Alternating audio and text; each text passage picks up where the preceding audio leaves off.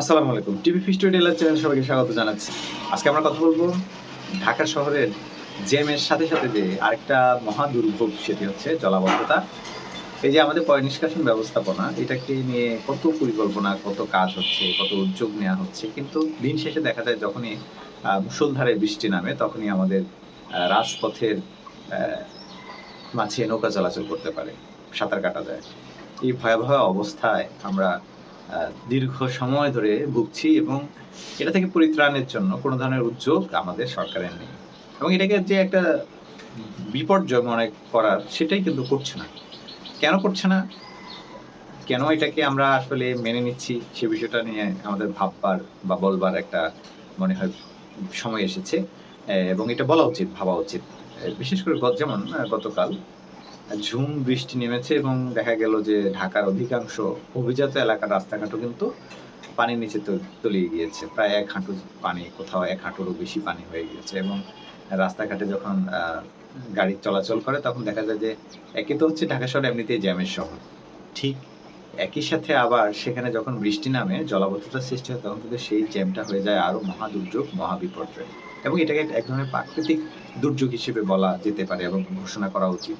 যে যখনই ঢাকা শহরে বৃষ্টি হবে, মুষলধারে বৃষ্টি হবে বা কয় সেন্টিমিটার বৃষ্টি হলে পানি জমে যায় সেটার একটা হিসাব করে ওই পরিমাণ বৃষ্টিপাত হলেই তখন কিন্তু সেটাকে বলা উচিত যে ৫ সেন্টিমিটার বা ১০ সেন্টিমিটার বৃষ্টিপাত হলে সেটাকে বলতে হবে যে হ্যাঁ, ঢাকা শহরে ইয়ে হয়েছে, আ মহা বিপর্যয় হয়েছে বা মহা দুর্যোগ হয়েছে। এটা বলা উচিত।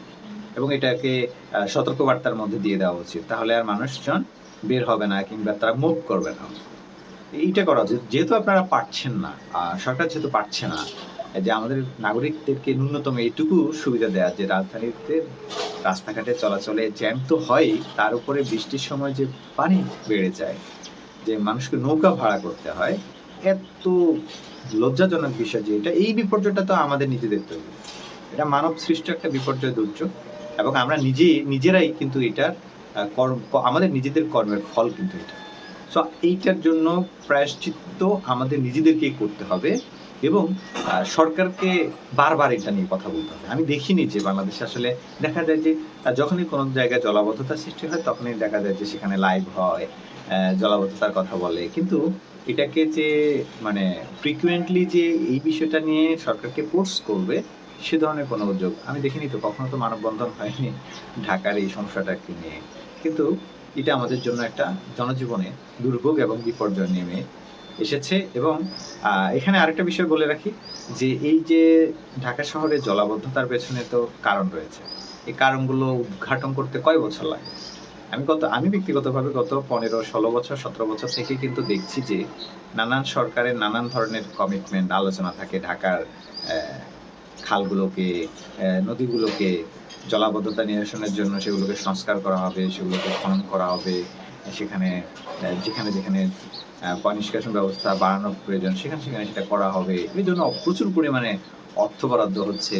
কিছু জায়গায় উদ্যোগও নেওয়া হচ্ছে, কাজ করা হচ্ছে। কিন্তু সেগুলো কেন সেটা টেকসই হচ্ছে না? এটা নিয়ে আপনারা দেখবেন ভুরি লেখা আছে, ভুরি আর্টিকেল আছে, অনেক সেমিনার হয়েছে। কিন্তু সমস্যার কোনো সমাধান হচ্ছে না। এটার পেছনে একটাই কারণ। কারণ হচ্ছে আমরা জনগণ এটা নিয়ে সরকারকে চাপের মধ্যে ফেলতে পারছি না। ধরেন আপনি শিক্ষক মানুষ। আপনি আপনার এমপিওভুক্তির জন্য কিংবা বেতন বাড়ানোর জন্য তারপর হচ্ছে ভাতা বৃদ্ধির জন্য যেভাবে আপনি আন্দোলনে নেমে পড়েন, অনশন শুরু করেন, আমৃত্যু অনশনে নেমে পড়েন। ঠিক তেমনিভাবে কেন এই ধরনের নাগরিক অসুবিধাগুলোর জন্য আপনি রাস্তায় নামতে পারছেন না, আমরণ অনশনে নামতে পারছেন না, কথা বলতে পারছেন না। শুধু কথা বললে হবে না। যেটা কথায় কাজ হয় না সেটার জন্য বাস্তবে অ্যাকশন নিতে হয়। যে না, আপনি যদি বাধ্য করেন সিটি কর্পোরেশনকে যে আপনাকে ১ মাসের মধ্যে এই জলাবদ্ধতা নিরসন করতে হবে যেকোনো উপায়ে, যেকোনো মাধ্যমে। যেভাবে সম্ভব। প্রয়োজনে আপনি যদি নিজের দেশে সক্ষমতা না থাকে তাহলে বাইরের দেশে থেকে হায়ার করেন। আমরা তো জাতি হিসেবে এমনিতে অনেক অথর্ব। আমাদের নিজস্ব উদ্ভাবন, নিজস্ব দক্ষতা নেই। থাকলেও সেটাকে আমরা ব্যবহার করছি না। মানে আমরা কিভাবে সেটাকে ম্যানিপুলেশন করতে হয়, সেটাকে কিভাবে ইন্টিগ্রেট করতে হয়, আমাদের এই বিষয়গুলোতে ধারণাই নেই। ধারণা না থাকলে আর কি করার? তখন আমরা বাইরের দেশ থেকে মেধাও আমদানি করি। তো আমরা সেটা করে হলেও আমাদের এই নাগরিক অসুবিধাগুলোকে সমাধান করা অনেক বেশি জরুরি। এবং জনগণেরও উচিত এটার জন্য রাস্তায় নেমে পড়া, প্রয়োজনে বিক্ষোভ করা, সমাবেশ করা কই আমাদের এই সমস্যাগুলো নিয়ে কেউ কাজ করছে না, করবে কারা? কারণ যেই রাজনৈতিক দলগুলো আমাদের পক্ষ হয়ে কাজ করার কথা, তারা একসময় আমাদের কাছে আসলে তারা জনগণের সেবক, কিন্তু তারা যখন সরকারে যায়, তারা যখন ক্ষমতার চেয়ারে বসে, তখন তারা হয়ে যায় জনগণের শোষক। এই শ্রেণীর রাজনীতিবিদ দিয়ে কিংবা আমলা দিয়ে, এদের কাউকে দিয়ে কিন্তু তাহলে আমরা আসলে পরিবর্তনটা আনবো কোথায়? কাদেরকে দিয়ে আমরা এই পরিবর্তনটা আনবো? সেটা অনেকের প্রশ্ন হতে পারে। কাদেরকে দিয়ে আনবো, তার থেকে বড় কথা হচ্ছে জনগণকে এই দেশে একটা নিজস্ব সিস্টেম তৈরি না হওয়া পর্যন্ত তাদেরকে দুর্বার গতিতে আন্দোলন চালিয়ে যেতে হবে। এটার জন্য ১ মাস লাগুক, ২ মাস লাগুক, ৩ মাস লাগুক, ১ বছর লাগুক। এটাকে আমরা যদিও বলেছিলাম জুলাই গণঅভ্যুত্থান, দ্বিতীয় স্বাধীনতা, কিন্তু বাস্তবে সেটা হয়নি। কারণ একটা সিস্টেম ডেভেলপ করতে পারেনি।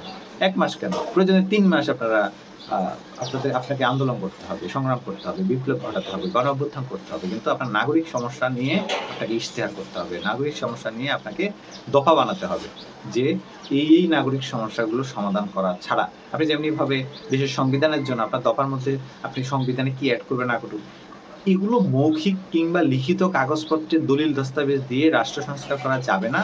রাষ্ট্র সংস্কারের জন্য মাইন্ড সেটআপ লাগবে। রাষ্ট্র সংস্কারের জন্য বাস্তব উদ্যোগ লাগবে।